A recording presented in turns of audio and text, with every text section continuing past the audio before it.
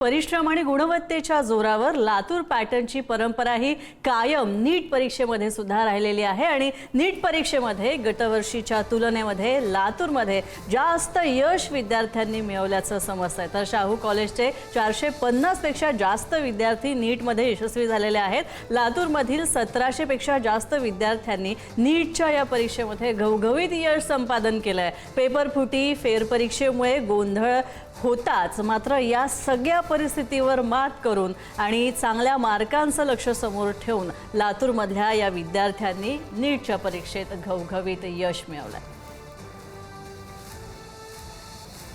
माझं हेच म्हणणं आहे की हे जे पूर्ण जर्नी होती नीटची ते खूप अवघड होती, पण माझ्या मम्मी पप्पांनी खूप साथ दिली माझ्या, त्याच्यामुळे मी इथपर्यंत पोहोचू शकले।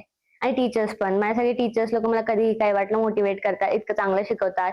शाहूचे सगळे टीचर्स त्यांनी खूप मोठा रोल प्ले केलाय माझ्या यशामध्ये। ते मध्ये खूप चीटिंग वगैरेमुळे रँक माझी खूप खाली पडली असते मागच्या रिझल्टच्या हिशोबाने बघितलं तर। म्हणजे हे असं वाटतं की ते नीटचा महिना जेवढा अवघड होता ना अभ्यास करायसाठी, ते सगळं आता वसुली झाली आहे माझ्या रँकच्या ह्याच्यामध्ये, की मार्क्स कमी आले असले तरी ठीक आहे, पण रँक तर इम्प्रूव्ह झाले असं वाटतं मला। दरवर्षीप्रमाणे लातूरचा निकाल यावर्षी सुद्धा खूपच छान लागलेला आहे। उलट मागच्या वर्षीपेक्षा तो थोडासा चांगलाच लागलेला आहे। विद्या आराधना किंवा IIB किंवा आमचे दयानंद कॉलेज, आमचा संत तुकाराम नॅशनल मॉडेल स्कूल किंवा कॉलेज, या सर्वांचे निकाल अपेक्षेपेक्षा चांगले आलेले आहेत यावर्षी।